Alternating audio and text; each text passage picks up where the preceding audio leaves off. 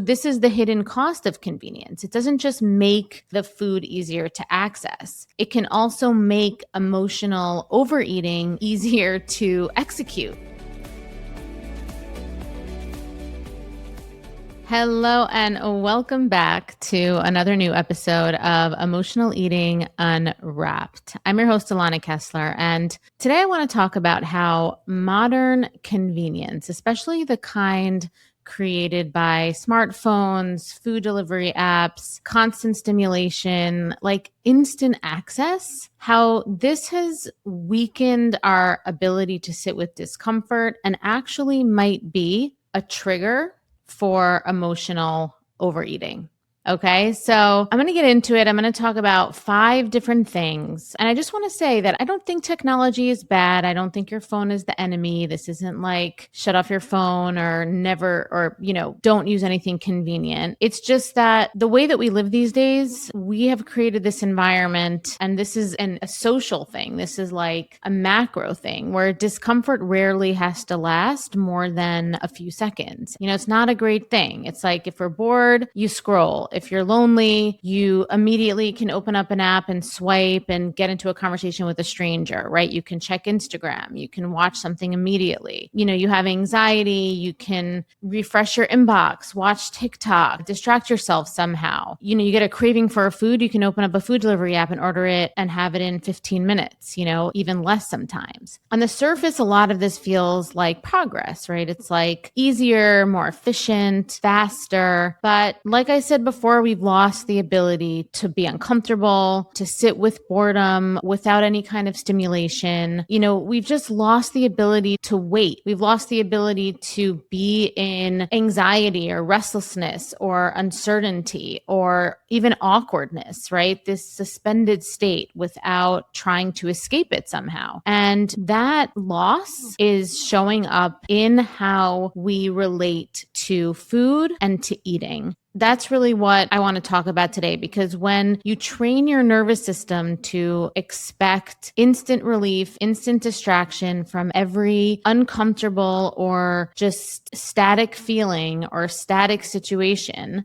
food can become that automatic response. And the thing with food is that it definitely does work in the short term, but again, it's extremely short-sighted and it rarely moves the needle to give you what you actually need. So let's get into the 5 things I'm going to talk about today. But before I dive in, I just want to remind you to please like and subscribe. Please follow us on YouTube. We're so close to getting 1,000 subscribers on YouTube, and it's so fun and it's so great for us. So if you want to go head over there and follow us there, that would be great. Spotify and Apple as well. We're just growing. So thank you so much for contributing to that. And if you're new to me, my name is Alana Kessler. I am a registered functional dietitian. I've been in the health and wellness space for 2 decades already. I myself overcame emotional overeating, huge issues with 40-pound swings in my weight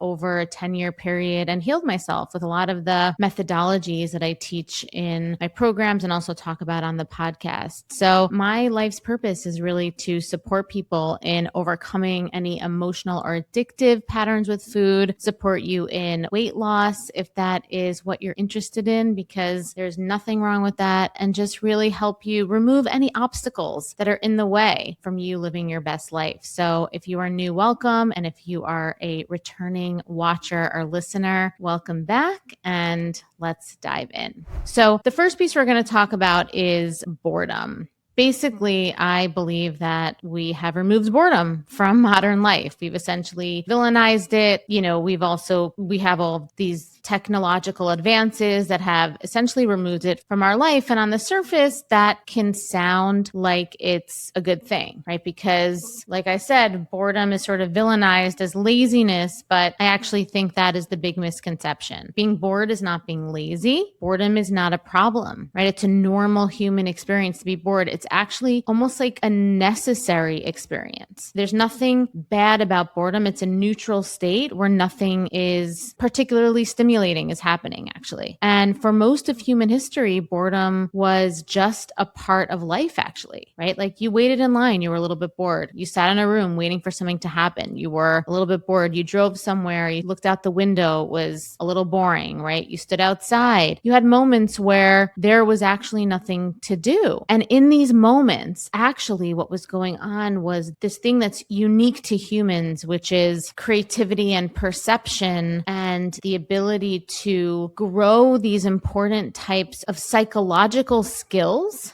were born, right? You daydreamed, you noticed things, you processed your life, right? Like those things could happen in these very neutral, unstimulating moments. Sometimes the most amazing pieces of art or creations or, just sometimes some of the most important advancements that we've had happened when people were bored. I know for myself as well, some of the ideas that I had for my programs that I knew would help people was when I was finally just stopped and was like thinking about all the women and people that I've helped over the years and, the through line between them and what could I create to help them? The invisible weight detox actually is something that came out of a time of stillness for me. So it's just so important. And even just boredom, right? Even just nothing happening is totally fine. You don't have to always have some amazing, advancement or work of art that comes out of being bored. But now the problem is that the second boredom appears, people have an escape. And people immediately go to that escape, right? We pull out our phones, we scroll, we watch Netflix, we will be online shopping with, it's just so easy. We check, we consume things from other people, and the boredom just disappears, right? Almost instantly. But the issue is that when we never let that boredom feeling exist, your nervous system starts to interpret boredom as something that needs to be fixed.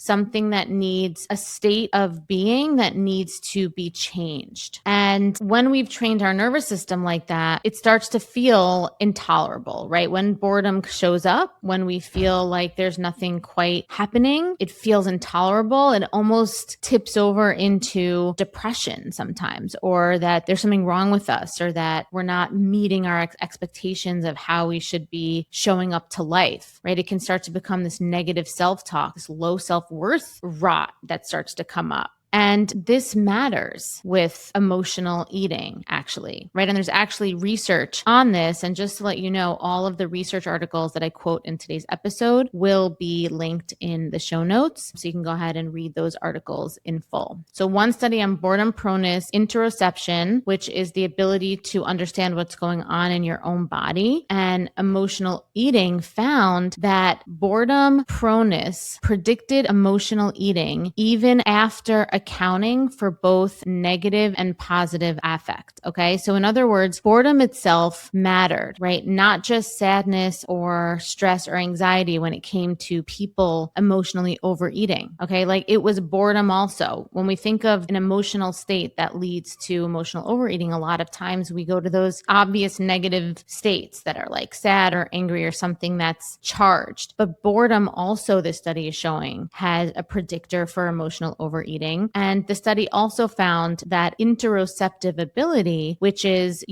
like I said, your ability to sense what's happening inside your body, was also independently related to emotional eating, emotional overeating. And that makes so much sense, because if you're bored, but you don't know how to simply just be bored, just be in that bored state, and you're not fully connected to what your body is actually needing or what's going on, and you don't know how to just ride the wave of this, you look for something to escape this state of being. And food does that, because eating gives you stimulation. It gives you something to focus on, right? It gives you that oral fixation. It gives you pleasure. It also, the tastes can give you this aliveness feeling. It feels like you're doing something. And this is one of the ways that smartphones also contribute to emotional overeating, because they teach us that every unstimulated moment can be turned into an entertainment moment. It also trains our nervous systems to always be consuming something, right? Always be doing something. So when there's nothing to do, it feels wrong and we want to consume, we want to do, because we associate consuming with changing the state of boredom. Okay. And obviously, as we know, food is one of the main things that we consume.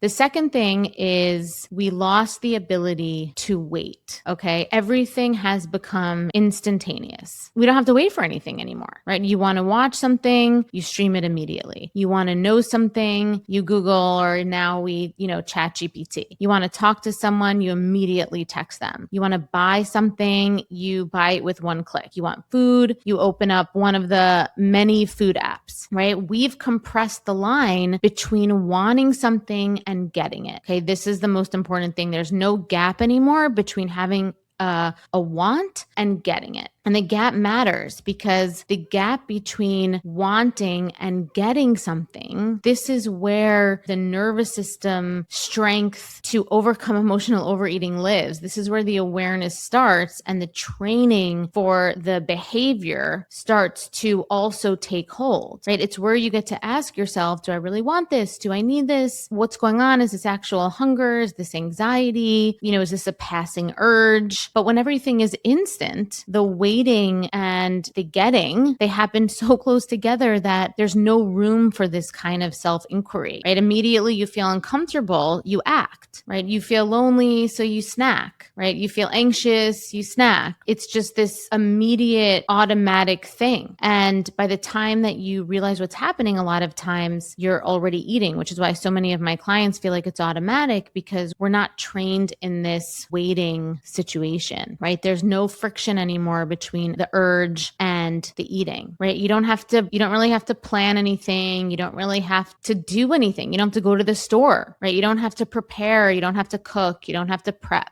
Right? You don't even have to speak to someone and have someone hear your order anymore, right? You tap a button and the food just appears, right? Another study that I was looking into on online food delivery apps and young adults found that more frequent use of these apps was associated with less healthy eating behaviors, especially increased uncontrolled eating. Okay. The study also looked at depression levels and attitudes towards these apps, which matters because emotional state and access are not separate. When someone's already feeling low, stressed, right, dysregulated, when someone's already feeling that way, instant food access can become a part of that coping loop. And I'm not just talking about the food, getting the food and eating the food. I'm talking about the fact that now you've asked for something and you got it immediately. Okay, that is also an important piece of it, right? It feels like you're getting something, like you're being listened to, you're being heard, you're being seen, right? And I don't think that's a coincidence that they're intertwined, right? Food delivery apps, they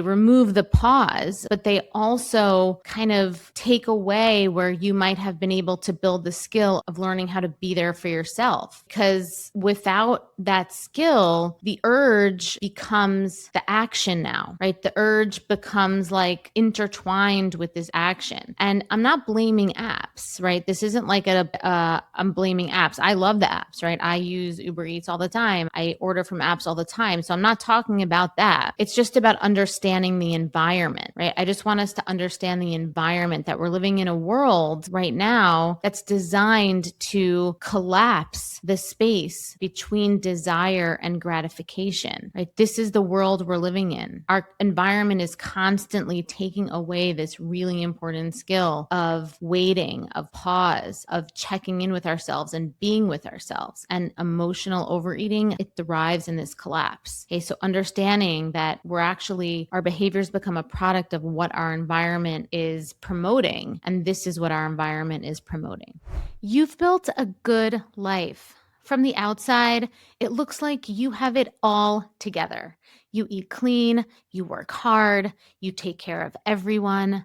But there's this one area that still feels impossible to master, and that is food. You can eat perfectly all day and still end up in the kitchen at night wondering why you keep doing this. You promise yourself you'll start fresh tomorrow, and I know you mean it every single time. But the cycle, it always finds its way back, especially when you're stressed, when you're overwhelmed, or when you're just tired of being the one that's holding it all together. And I get it because I lived that way for years. And what I learned is this: the problem, it was never about food. It was the pressure underneath it, the perfectionism, the self-doubt, the part of me that never felt safe and secure to just be me. And that's why I created the sober eating sequence. It's a proven 3-phase method that rewires the emotional patterns and the belief systems driving overeating so you can relax, trust yourself around food, and release weight completely naturally, without force and without obsession. Because when your body feels secure, it lets go. The cravings quiet, the self-punishment, it softens, and food, it stops being the thing that you have to fix. This is not another plan. This isn't another rule book. It's a revolutionary transformation for your nervous system, for your body, and for your identity. So join the sober eating movement today. The next thing is convenience is not neutral. Okay. That's why I think we need to talk about convenience differently, because we usually talk about convenience like it's automatically good, right? And in many ways, it is good. Right? Convenience can make life so much easier. It could save time. It can reduce stress. It can help people, as it relates to food, it can help people access food much easier when they're busy, tired, disabled, overwhelmed, caregiving, working long hours, right? Stretched thin. So I'm not demonizing convenience here, but it is about asking, like, what happens when everything becomes convenient, right? What happens when every need, every urge, every craving, every time you're bored, every emotional dip, every moment of discomfort can be answered immediately? Okay. And so another study was actually a 2024 systematic scoping review on convenience as a dimension of food environments, right? It found that convenience is a major driver of food choice, but it is often inconsistently defined and measured in nutrition research. Okay, so a lot of nutrition research they don't consider the convenient piece, right? When they're talking about why people choose certain foods. So the authors of this study proposed thinking of convenience as something that reduces the time, physical effort, mental effort, and skills for planning, acquiring, preparing, eating, storing, and transporting or cleaning up food. And I think that definition is so important because convenience is not just easy, right? Convenience removes effort, and we need the effort. We need to have the skill of effort in order to be able to not be a slave to our urges, right? And convenience removes planning. It removes decision making. And again, it's helpful sometimes, right? Sometimes it removes the exact friction that would have given you that valuable skill. Learning how to pause and ask yourself, what is my motivation for eating this? Is this actually what I want? Is this going to meet the need that I think it's going to, right? Or am I just trying to escape a feeling? And so this is the hidden cost of convenience. It doesn't just make the food easier to access. It can also make emotional overeating easier to execute. And it's not because of you, right? It's not because you're particularly or specifically trying to sabotage yourself, but because the environment has made the fastest choice the easiest choice, and therefore the choice that you're most likely to pick, right? And when you're already emotionally uncomfortable, your brain isn't going to be looking for the most nourishing, the most skillful, or the most aligned option with your ultimate long-term vision for health. And it's just not. It's just not. And the next thing is we trained our nervous systems to expect fast relief. That's what we've done with our society, with our environment. And our nervous system is always evolving. It's a great thing, especially if you're healing from any kind of traumatic experience. It's why we can heal, because our nervous systems can evolve. But if we don't evolve them in a way that's to our highest benefit, it can also devolve. Our nervous system's always adapting based on what we repeatedly do. That's why repetition is so important important when it comes to changing behaviors. And repetition is also really important when it comes to behaviors that might not be so great for you, right? And if every time, there is discomfort, this type of relief, that's this immediacy, like scrolling, shopping, eating, ordering, is available, your nervous system just starts to be trained in this fast relief. What it learns is that discomfort, it shouldn't last, right? Discomfort means that we need to change the state and escape immediately, right? Discomfort means that we need to do something now. And this is where your tolerance for discomfort becomes weak. And the only reason it becomes weak is because you're out of practice of tolerating distress, right? And distress tolerance, it's your ability to experience emotional discomfort without immediately needing to escape, numb, fix, or react to it. Okay, this is called distress tolerance, and it really matters. Having high distress tolerance really matters because there was a study, a meta-analysis looking at distress tolerance across substance use, across disordered eating behaviors, borderline personality disorder, different things, right? Different situations found support for distress tolerance as a transdiagnostic factor, meaning that low distress tolerance, it's not just connected to one issue, right? It shows up across patterns where someone is trying to manage internal states through an external behavior. Okay. And this shows up again, like we saw this pattern of low distress tolerance among many different people, different types of people with many different diagnoses. Being able to regulate their emotions and needing an external behavior to help them regulate emotions was the consistent thing amongst all of these people in the study with these different diagnoses. And so what I want you to hear is the emotional overeating is not always about the food. I know we know this. I talk about this all the time, but sometimes, and a lot of times, it is about having this ability to tolerate distress. Because what happens when that feeling of distress rises in your body, right? Whatever distress feeling that is, and we talked about earlier, sometimes it doesn't have to be like some charged feeling. It could sometimes just be boredom that your body registers as distress. But what happens when that arises and you don't have the internal capacity to stay with it? Food becomes the relief, right? And not because the food is like so tempting, right? And it's not because food is what you really want, but food is fast, right? Food is this reliable thing to consume that changes the state. It's usually easily accessible, right? And it does work, right? It does work for a very short term, but it's not a true solution, right? It's not a true solution.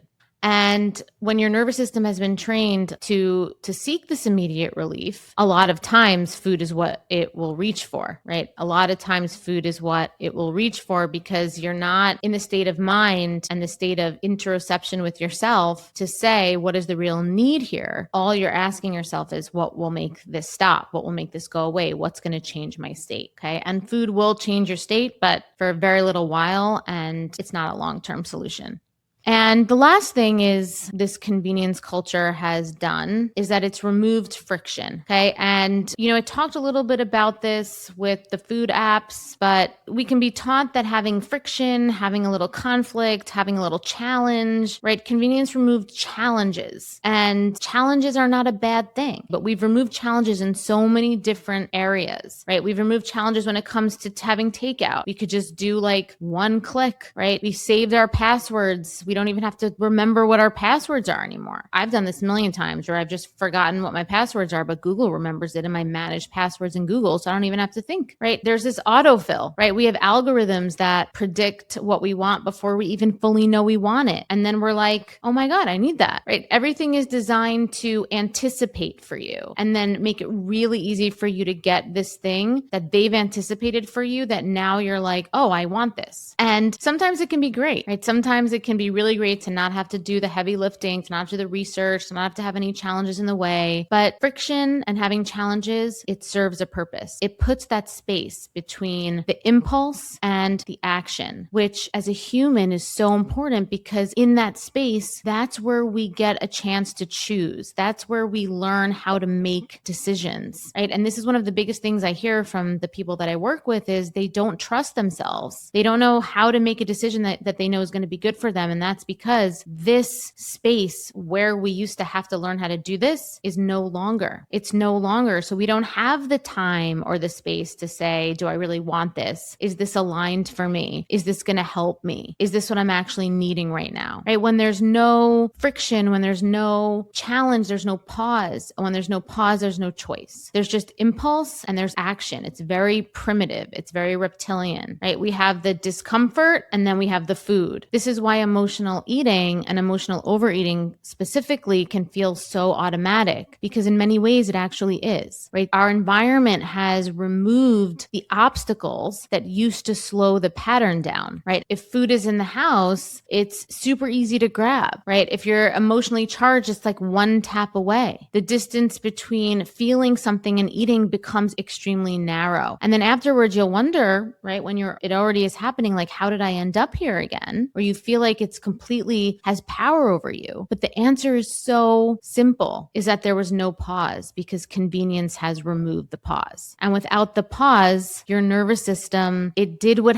it has been trained to do, is that it reaches for immediate automatic relief, a change of state, distraction. Our nervous system is trained with awareness and without awareness. And that's why it's really important that we always bring awareness to our nervous system state, because at the end of the day, we've lost the skill of staying, right? We've lost the skill as a society, as a culture, of staying with discomfort, of staying with boredom, of staying with, longing, right? Of staying with a feeling and not getting immediate gratification. And this comes with food. This comes with anything, right? I think about even dating and relationships, right? It's like we text someone, we automatically need to text them, want to get texted back. If we don't hear back from them in like 10 minutes, we think something's wrong. But learning how to be with awkwardness, of, learning how to be with not immediately getting your instant gratification is a real skill, right? We need to learn how to stay with the uncertainty, the sometimes like icky feeling of being human. And it is a real skill. It is a real skill that I teach in my programs, especially, actually in all of them, to be honest, right? And it's not a glamorous skill. It's actually not glamorous. It doesn't feel productive because actually you're staying, right? It doesn't give you this quick dopamine hit. And honestly, it won't even make you feel better right away. But it is probably, if not the most, one of the most important skills that you can build and that you need to build if you want to stop emotionally overeating, if you know that this behavior with eating is what's causing your weight gain and you want to lose weight. Because so much about weight loss, so much about emotional eating is not actually about food. It's actually not. It's about being able to stay with the feeling, the emotional state, the nervous system state that came before the food, before the eating experience, right? Whatever emotional state that is for you, whether that's anxiety, loneliness, shame, frustration, resentment, boredom, right? Whether you feel unseen and unheard, right? Whether you just feel overwhelming pressure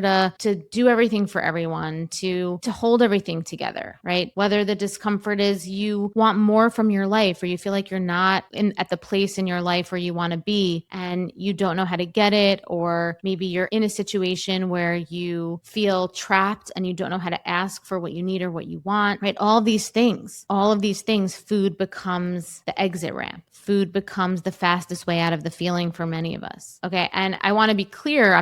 This isn't a shame thing. This is just taking the hood off of something and giving you a really clear way to see the pattern. So what does this actually mean, right? Before we end, let's just wrap it up. What does this actually mean? It means that emotional overeating is not always about cravings. It's not always about willpower and lack of discipline or having a meal plan. We've eliminated boredom, so we lost the ability to be bored. We made everything instant, so we lost the ability to wait. We removed challenges or friction in getting what we want in that situation, so we lost the ability to pause and be still. And we've normalized constant stimulation, so stillness started to feel threatening for us. And we lost the skill of just being with ourselves. So, when discomfort appears, food becomes the solution. And I think once you understand this, something important can really start to shift, and you stop making this emotional overeating. You stop making this cycle with binging or emotional overeating and weight gain and dieting. You stop making this such a huge main character of your life. And you stop thinking that this is a problem that you have because of you, right? You could stop thinking like, what's wrong with me? You don't have to think that, because you start to see that this is very depersonal, right? You can start to depersonalize it. You can start to see the real pattern that your nervous system is trained from your environment. But like I said before, what has been trained can be retrained. That's the amazing thing about our nervous systems, right? That is the amazing thing about neuroplasticity, about our nervous systems, is that you can rebuild the skill of sitting with discomfort. You can rebuild it. You can rebuild the pause, being able to be in the pause and learn how to make a choice and make decisions and feel trust and confidence in that, right? You can learn how to feel an urge or a wave of emotion arise in you, or feeling arise in you, without, feeling like you need to change it or obey it immediately. And that's where freedom starts. Right? We call it food freedom, but it really just is life freedom. And so how do we rebuild it, right? How do we rebuild it? We practice staying, right? We practice staying gently, intentionally, in small moments, right? You let boredom exist for a little while longer before grabbing your phone, maybe. And I'm not saying you have to put away your phone. I'm not demonizing phones. It's fine. But maybe you just feel it. You're about to reach for your phone and you just give it 3 minutes, right? Just that little extra, right? You feel restlessness, maybe a bit, move through your body before walking into the kitchen. Okay. You let the craving be there without immediately feeling like you have to be overcome by it or feeling like there's something wrong with it. It's okay to feel cravings sometimes, right? And you let yourself kind of feel uncomfortable, not because you're you're a sadist or like a masochist or something, right? It's not because you're restricting or you're following a rule again, right? You're not doing that, but it's just a way of reteaching, retraining your nervous system, right? It's basically kind of just reinforcing this maturity of saying, I can feel uncomfortable and still be okay.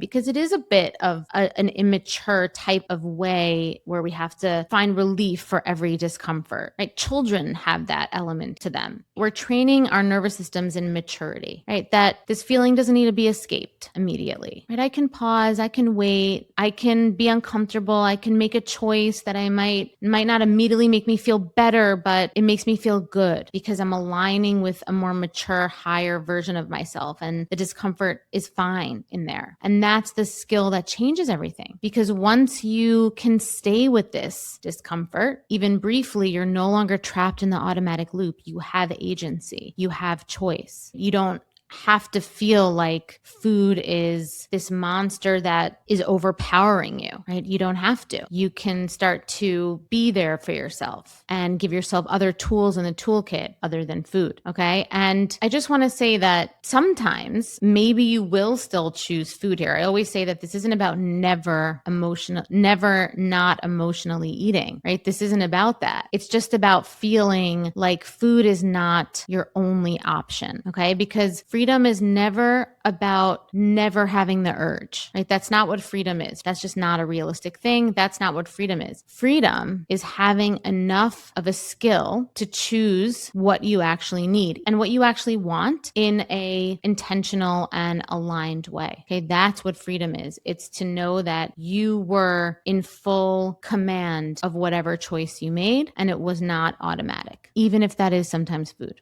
So that is all I have for you today. Thank you so much for listening. And like I said, please rate us, review us, give us 5 stars on Spotify, on Apple, YouTube. I will see you next time. I'm Alana, and thank you for listening to Emotional Eating Unwrapped.